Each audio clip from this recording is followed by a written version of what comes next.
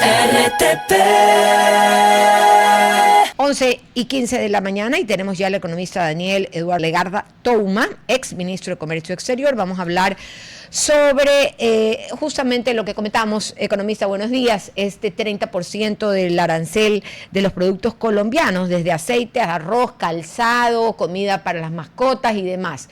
¿Cuál es su visión al respecto? ¿Qué posibilidades ve usted de verdad de que llegue a un acuerdo próximo los dos presidentes, Colombia y Ecuador, para eliminar este impuesto que definitivamente nos está perjudicando? Buenos días.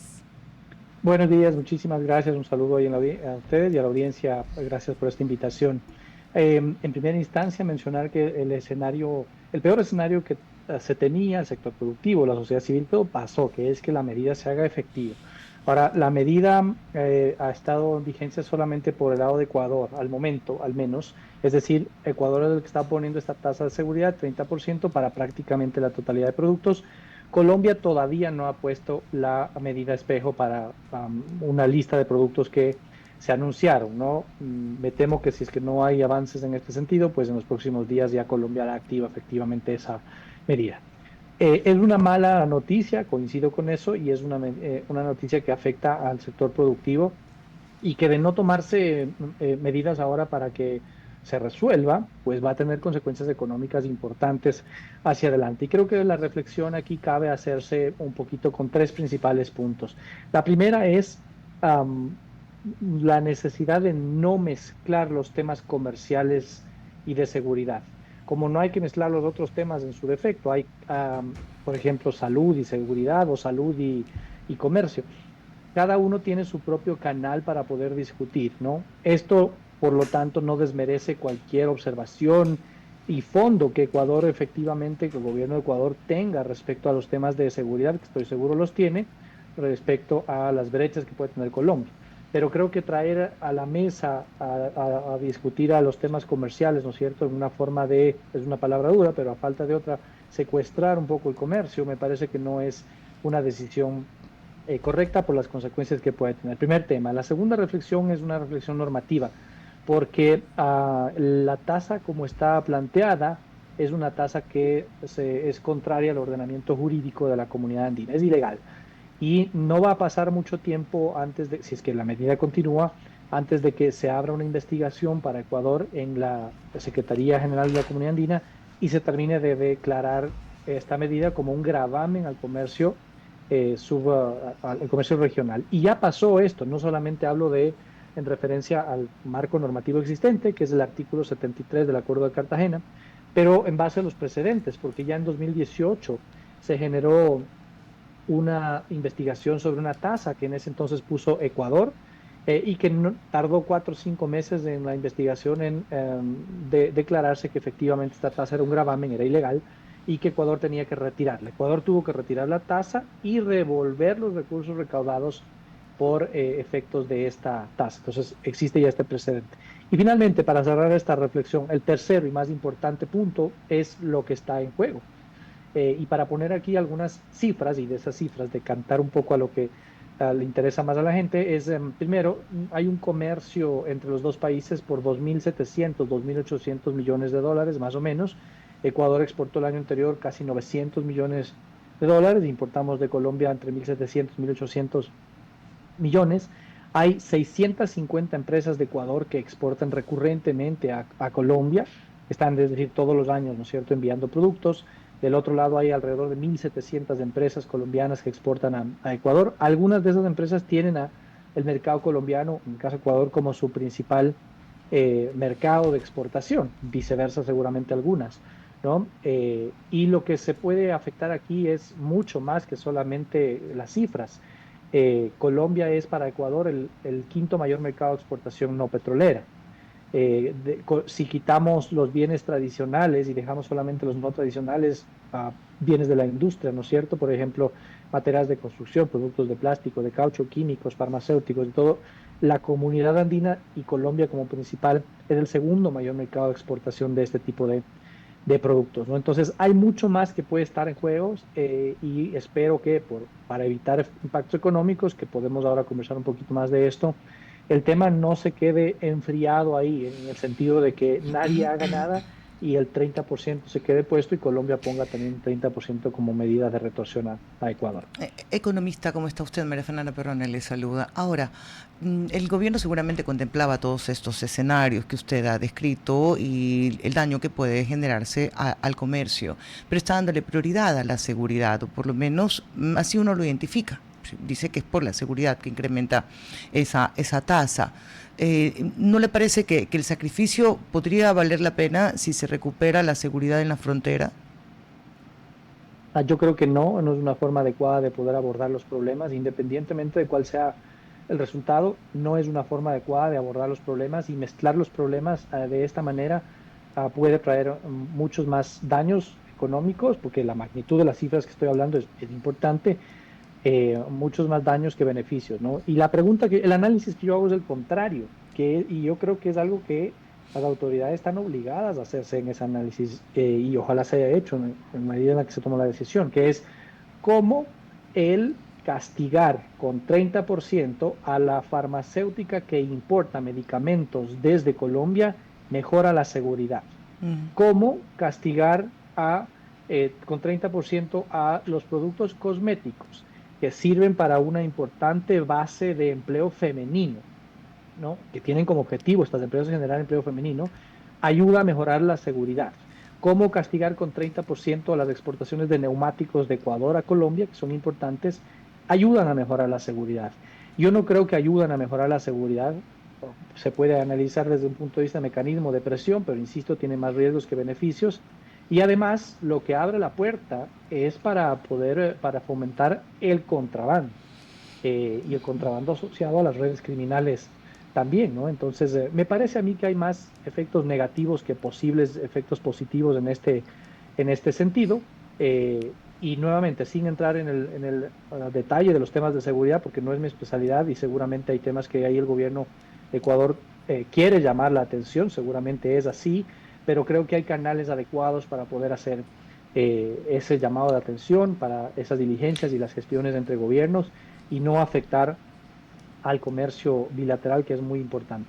Usted decía, economista, que Colombia todavía no aplica esta reciprocidad o medida espejo. Entonces, ¿cómo se explica el incremento en determinados productos que ya por lo menos se están manifestando en ciertos mercados?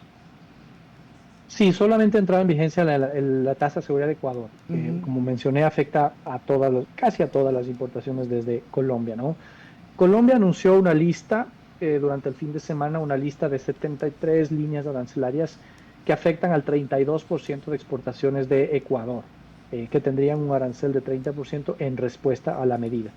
Pero ese anuncio no se ha ejecutado en un decreto presidencial como tiene que hacerlo, en este caso desde allá la presidencia en Colombia, seguramente porque la mitad del gabinete, la mitad del gobierno está en Washington terminando las gestiones de la reunión que vimos ayer. O esperando esta misma reunión.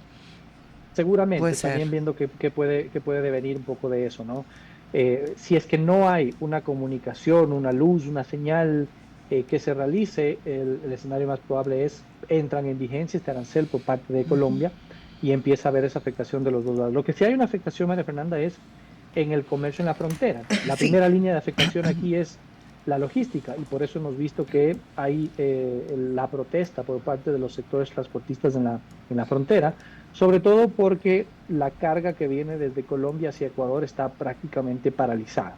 Y eso es un comportamiento que se anticipaba, normal dentro de las circunstancias, porque hay un marco de incertidumbre gigantesca con un valor de 30% que es muy alto y que las empresas dicen, mira, párame ese embarque, no me lo mandes ahora, esperemos a ver qué pasa durante estos días, esta semana, después de la reunión Petro-Trump, si es que esto deviene en una reunión bilateral o no. Pero hay un tiempo crítico que esto puede aguantar, que son, dependiendo de los productos, si es que es perecible o no, claro, y demás, 15 días. Pero luego de esto se vuelve crítico el abastecimiento, la ruptura de cadenas de valor y demás. Ya estamos viendo una afectación al momento en esta primera línea que es la logística de abastecimiento. Y no siendo perecible puede ser materia prima que te impide terminar o concluir un producto. Ahora, y se rompe todo. ¿Qué tan dependientes somos de Colombia, porque lo que se señalaba es, y voy a parafrasear un poco las declaraciones de la ministra Manzano, que no siendo, si bien es cierto su cartera, pero se le consultó, ella dijo: ¿cómo tratas a tu mejor cliente? Relacionado a la venta de energía. Y Ecuador también es un buen cliente en materia comercial, de productos y también de servicios, economista. ¿Qué tan dependientes somos entonces? Fernando, una excelente pregunta, y a mí me parece que los comentarios en ese sentido son una peligrosa simplificación de la realidad. Yo también podría decirlo, yo soy ecuatoriano, pero de Colombia también podrían decir que Colombia es un buen cliente de Ecuador, ¿no? Para Ecuador, Colombia es el quinto mayor mercado de exportación no petrolera. Y si quitamos los bienes tradicionales, como he mencionado, se vuelve el segundo mayor mercado de importancia de los bienes no tradicionales. Entonces, alguien del otro lado también podría estar mencionando esto. Por eso digo, eso es una simplificación muy peligrosa de lo complejo y dinámico que es el comercio internacional, sobre todo porque quien realiza el comercio internacional no son los gobiernos, son las empresas privadas, y detrás de las empresas privadas hay efectivamente relaciones humanas entre esas empresas. Hay intercambio de productos, hay logística, hay empleo, hay inversión. Hay inversión ecuatoriana en Colombia y colombiana en Ecuador, es más la segunda. Por lo tanto, hay relevante vinculación de empresas con capital colombiano en Ecuador.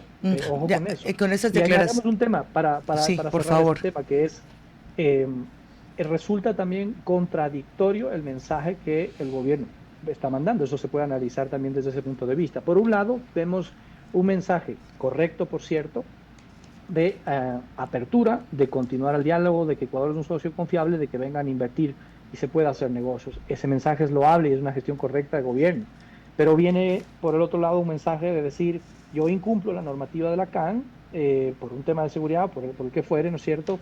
Y no me gusta cómo me estás tratando en una calificación bastante subjetiva, por decirlo menos, de lo complejo que es el comercio. Ok, yo sé que los negocios no se hacen de papel y toman años crear vínculos, relaciones comerciales, pero es posible, pensando en el peor escenario, deje que me ponga trágica, encontrar en otro país alguien que supla lo que consumimos de Colombia, incluso teniendo algún costo adicional por transportación o por logística. Eventualmente sí, hay productos que tienen más complejidad en poder sustituir un producto, otros no tanto. Y esto me hacía notar un gran amigo y exportador hace justo una llamada que tuve con él en la mañana. Entonces, yo decía, hay un tiempo crítico aquí de abastecimiento que son esos 15 días, ¿no? Empresas pueden tener inventarios durante esos 15 días, estar esperando a ver qué es lo que pasa. Después de ese tiempo las decisiones se vuelven críticas y las decisiones son: ¿puedo aumentar el precio? Negocio, ¿no es cierto?, en la cadena, algo asumirá el exportador, algo asumirá el importador, pero 30% es muy fuerte para no trasladar ese precio al consumidor final. Depende de muchas otras variables si hago eso o no como empresa y subo el precio final, pero es una decisión que podría pasar.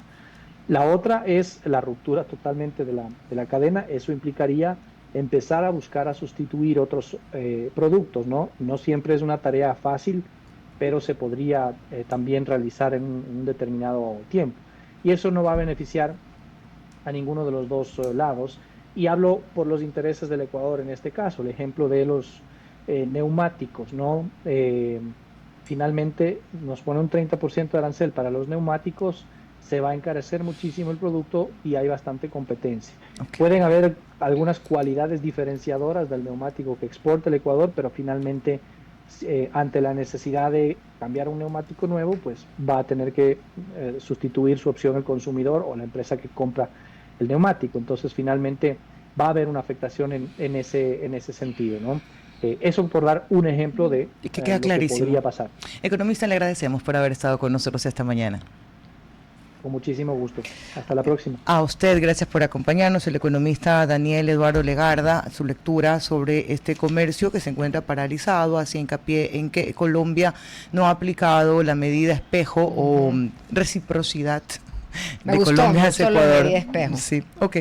Muy práctico el término y además, bueno, eso también da chance a ver si es que nos retractamos como país y este impuesto se da por terminado. Nos vamos a la pausa comercial cuando son las 11:30, pero siempre recomendaciones importantes para aquellas personas que cuidan de su seguridad y de su vehículo, porque cuando uno construye la seguridad lo hace con las personas adecuadas. Y esto me refiero a SIM, que cada revisión se hace con tecnología de punta, manos expertas y un corazón que entiende que detrás de cada volante hay sueños, responsabilidades y vidas humanas. Por eso es que yo soy cliente y también soy testigo de SIM. SIM cuida de ti y de tu familia. Están en Mapingo Oeste, Avenida Sexta y Calle Tercera. Los pueden seguir también en las redes sociales, en Instagram SIM-FJ, en Facebook FJ SIM Centro Integral de Mantenimiento y también en TikTok SIM FJ Oficial. SIM, la fuerza que mantiene tu vehículo de operación en marcha. No hay mejor lugar para que usted lleve su vehículo que a SIM. Y además que si usted dice que ha escuchado este mensaje aquí en Cuarto Piso, Domenica Tabaqui, le regalamos en SIM una alineación gratuita a su vehículo. Esto desde el miércoles hasta el sábado, así que no pierda la oportunidad. 11:31, una pausa y volvemos.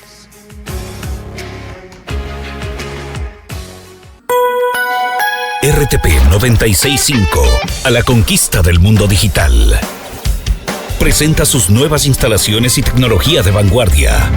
Renovamos nuestro compromiso de seguir brindando contenido útil y de la más alta calidad. Programas de opinión con referentes de la comunicación. Noticias para contar todo lo que está pasando en todo momento. Una variedad de segmentos con lo que necesitas saber. Y asociaciones internacionales estratégicas. Todo para mantener a nuestra audiencia y seguidores siempre bien informados. Siempre en RTP. Buena compañía. Ya estamos de regreso, terminamos el tema Godoy. Ayer se da, ya hizo usted el resumen, puso en contexto lo que ocurrió en la Asamblea Nacional. De ahí preguntas varias. Una, la sensación de que Ferdinand Álvarez, el presidente de la comisión, estaba en calidad de defensor. Muchas signos de interrogación. Lo otro es legal, de acuerdo a ley, no por antecedente que te represente un abogado si no eres presidente o vicepresidente de la República, como lo dice la norma. Ya hay el antecedente es con el consejero Albán cuando tuvo el juicio, y la otra es sobre los tiempos para las presentaciones de prueba.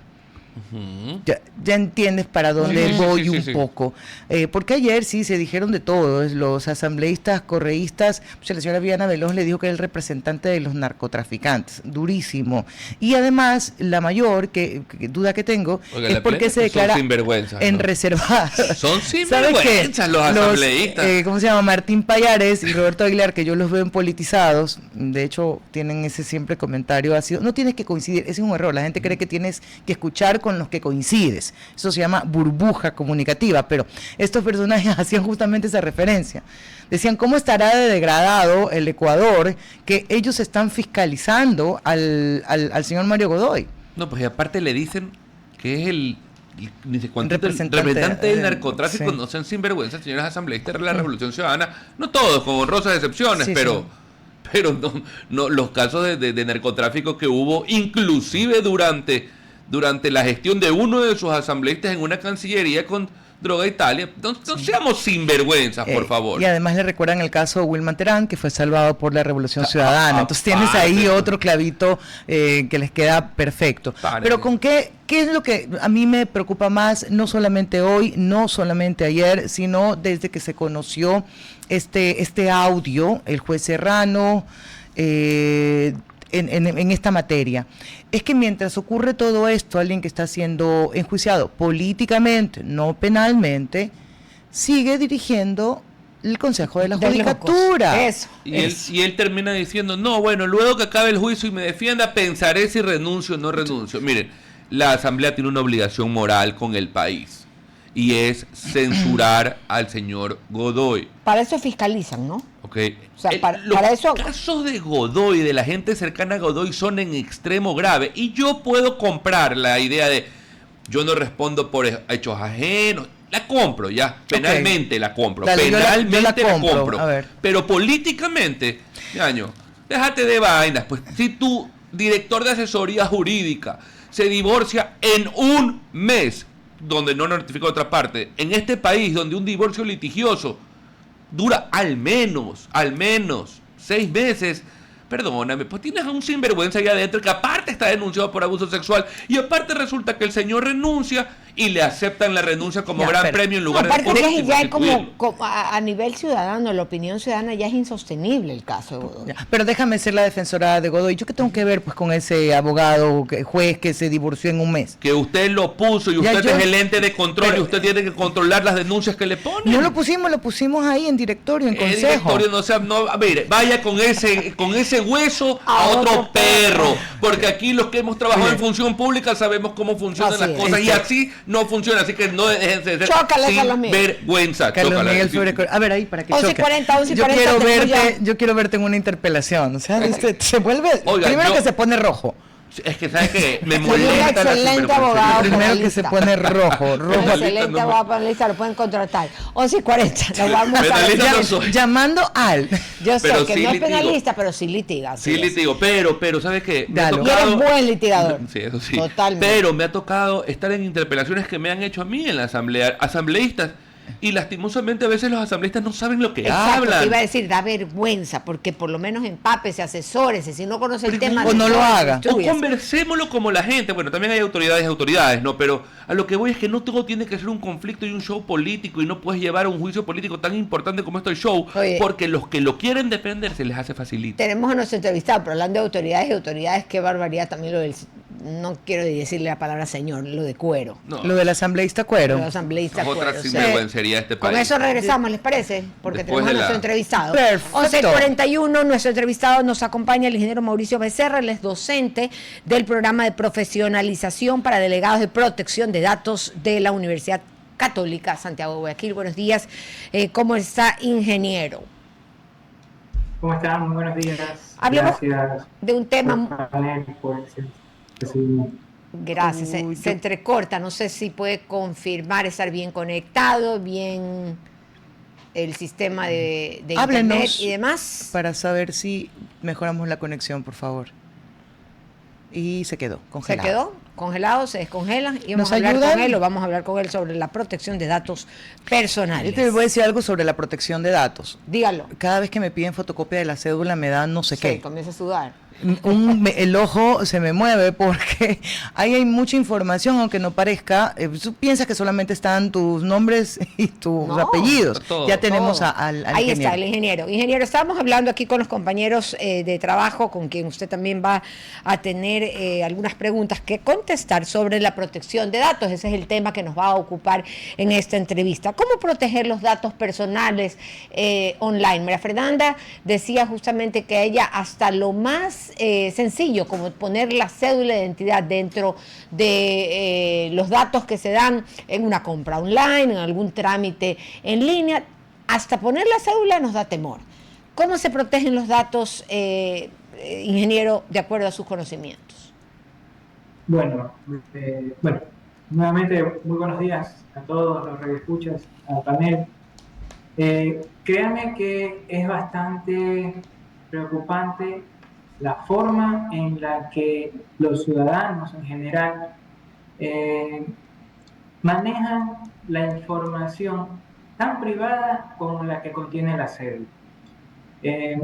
Me alegra que haya este tipo de preocupación de manera creciente en cuanto a cómo proteger esta información que es tan sensible. No solamente están nuestros nombres en la cédula, tenemos información tan valiosa y tan importante que incluso a una persona malintencionada le permitiría poder saltar las seguridades que tenemos en nuestra cuenta bancaria, en nuestra cuenta del Seguro Social o de otra institución y realizar algún trámite o algún compra o adquisición a nuestro nombre sin que nosotros lo... Pero menos grave sería solamente poner el número de cédula, pero igual con el número de cédula pueden hacer muchas cosas. A veces no es que le piden la cédula per se, sino solamente indicar la numeración de la cédula. Sí, con el número de cédula existen muchas plataformas en las cuales podemos consultar más información. Podemos acceder al nivel educativo, a información vehicular sobre las propiedades que tiene la persona, pero en cuanto a entregar una fotocopia digital o física de nuestro documento es algo mucho más crítico, Ingeniero. porque no sabemos qué va a pasar con ese papel o con ese archivo, quién lo va a recibir, cómo lo va a almacenar, cuál va a ser el fin de ese documento una vez terminado el trámite. Imagínese, ingeniero, porque a mí me da preocupación, voy a hacer consulta personal no pagada. Me llaman para entregarme una tarjeta de X banco y me dicen que como requisito debo tener la fotocopia de mi cédula, y le dije, yo no le voy a dar ninguna fotocopia de la cédula, porque en esa fotocopia está lo que se llama la huella, creo que es dactilar, que se llama en la parte superior, código dactilar, donde puedes tener acceso a muchísimos datos tuyos, comenzando lo que te pide el Instituto Ecuatoriano de Seguridad Social para hacer préstamos hipotecarios o quirografarios. Entonces yo como ciudadano, como consumidor, ¿qué puedo citar para impedir que me pidan ese documento, esa fotocopia? No te rías. deme un auxilio. Cite lo que quiera, no le van a parar bolas. Si hay ley de modernización, ley de control de datos, sí, todo. Pues entonces, ¿qué hago? ¿Qué hacemos, ingeniero? Se me ha reído este hombre. Existe una disposición, al menos en el sector público, de no solicitar fotocopias de los documentos de identidad. Ok. Ya, eso es en cuanto al sector público. En el privado, hasta antes de la existencia de la Ley de Protección de Datos, era una práctica bastante común el solicitar la documentación necesaria y aquella que quizás podríamos necesitar en algún momento, como la planilla del agua, la planilla de la luz, los predios urbanos, la copia de la cédula, y la licencia, no sé, cualquier documento que se le ocurra a la persona que está generando el proceso dentro de la empresa y que ella considere que puede ser útil en algún momento, era solicitar. Ahora, con la implementación de la ley de protección de datos, eso ya está un poco más controlado, o debería ser mucho más regulado la documentación o la información que solicita la empresa para realizar un trámite específico.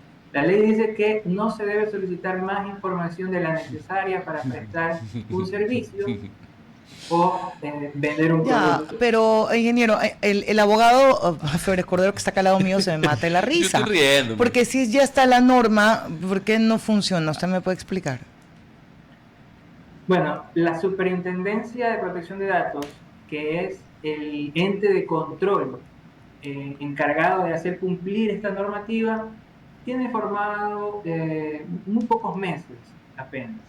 El superintendente fue nombrado en el año 2024, me parece. Que por cierto es un gran profesional, un gran abogado con muchísima experiencia. El doctor Fabricio Peralta es un profesional de lujo para el cargo en el que está. El problema es la operatividad y la poca operatividad y esta novedosa normativa, institución y demás.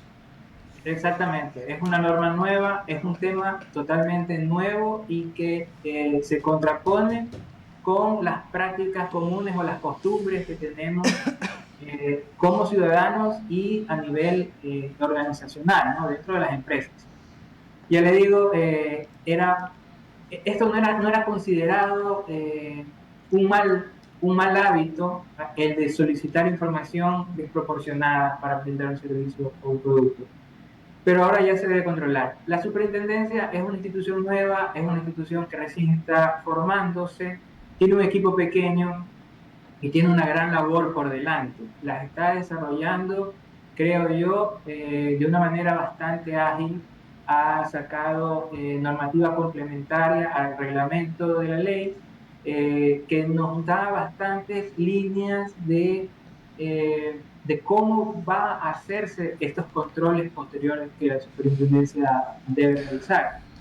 Y pues eso no quita la obligación de las personas jurídicas de cumplir con la normativa. Desde que fue promulgada la ley, existe la obligación del cumplimiento. No así de las sanciones, porque se dio un plazo de 2 años para que esta ley sea adoptada por las empresas antes de empezar un proceso sancionatorio. Ahora ya ese plazo feneció, ya todas las empresas son sujetas de sanción de encontrarse alguna infracción a los lineamientos de la ley y de su reglamento. Sin embargo, hay muchas empresas que aún no han tomado ninguna acción en cuanto a este cumplimiento. Ojo, tiene que serlo con... y un otro tema, han designado delegados de protección de datos que no tienen ni la capacitación ni la capacidad para hacerlo simplemente por cumplir la ley, y la gente que está siendo registrada como lo que dije en este instante, no me acuerdo, como delegado de protección de datos, tiene responsabilidades gravísimas en caso de incumplimiento, y a veces está firmando así nada más. Ponen a cualquiera, sí, ponte, sí, qué preocupación.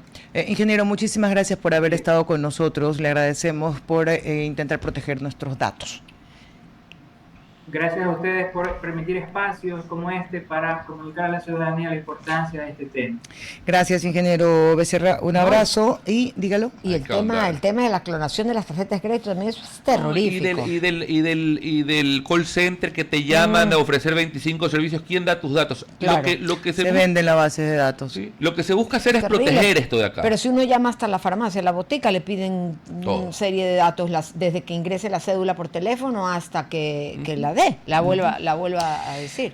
Ok, vamos con lo que usted quería hablar del asambleísta Cuero. Sí, no, me parece de horrores. Ponga el contexto, que le encanta poner contexto. Ponga el contexto. A ver, me gusta cómo arranca. A ver. Contexto. Respóndelo ustedes. Sale un video ayer donde el señor Cuero con una señora Hurtado increpan a la fuerza militar, lo cachetea inclusive la señora y le dice vela verde. Abusando de ser mujer. Abusando de ser mujer, abusando de ser mal. ¿Cuál era el tema? Que habían aparentemente parado una camioneta sin placas, polarizadas, donde para eso del video se puede presumir que estaba el hijo de Cuero. O el hijo de ella. Puedo confirmar por la respuesta que da él luego. Entonces, bueno, pero claro, y bueno, y dice de todo, y que sí, que tú no eras autoridad, que porque los paras, que ni sé cuánto, que todo con todas las palabras que se pueden imaginar. Perfecto. Cuero sale diciendo que eso fue hace un año o 2 meses y que fue justo en el contexto de los 4 de las Malvinas, y que entonces que porque es racista, porque es negro, entonces claro, como soy negro, entonces ahí sí, entonces el tema de los negros con el tema de la mujer. Claro, más o menos. Entonces, bueno, pero en el caso sí hay racialización del delito, eso sí existe. Obvio que sí, como también hay lo de la mujer. Pero cuando agarramos el tema del feminismo, del racismo, de todo, circunstancialmente, para unas cosas sí, para otras no, y peor, para faltar el respeto de tal forma a la autoridad, porque sí lo son, así le cueste decirlo, señor Cuero, los militares sí son autoridad y son los que nos cuidan, a nosotros. Pero todos. También del otro lado, y si no tenía placas, todos los carros tienen que tener placas, si usted tenía el carro polarizado, pues no había forma de excusa alguna. Me hablan de que lo querían detener. No, eso no da causal no hay razón para detención de quien conducía, porque es una infracción de tránsito. Lo que puede ser es una pero prevención. Yo siempre digo que son las formas. Sí. O sea, él habla la explicación y yo puedo entender la tensión de que te van a llevar a tu hijo detenido. Las formas me chocan un poco, sobre todo porque lo hace un asambleísta, esa es la verdad. Entonces tú dices... como en la historia. Exgobernador. Él decía que eran para defender ciertos derechos civiles, que se excedieron los militares. Yo no vi el exceso. Esa fue la forma. Ni siquiera estaba abajo del carro el chico. Digamos que haya estado abajo. Pero la orden que le da a su hijo es: váyase. No, y aparte veamos que se cuestiona también que un asambleísta use su cargo para obstaculizar un control. Ahora, pésimo que una autoridad lo haga, pero cáigame como quieran. Sí, pero ese es el común denominador de Ecuador. Tú no sabes. Aquí han pasado concejales, asambleístas, autoridades de medio pelo, gente del espectáculo. Tú no sabes con quién estás hablando, tú no sabes quién soy yo, una llamada y te resuelven. Esa es la cultura del Ecuador, tristemente. Es una cultura miserable. Yo no la estoy justificando, sino que digo es el reflejo de lo que somos. No nos hagamos tanto los sorprendidos y los ofendidos. No hablo de ustedes. No, yo sé. El vocabulario sí es de horror. Horrorizados del hecho en su totalidad. Pero ¿sabe qué es lo que a mí me molesta? Que en lugar de asumir hasta un acto de constricción y decir, ¿saben qué? Se me pasó la mano, estaba nervioso por el tema de los chicos de las Malvinas. Claro, te la doy.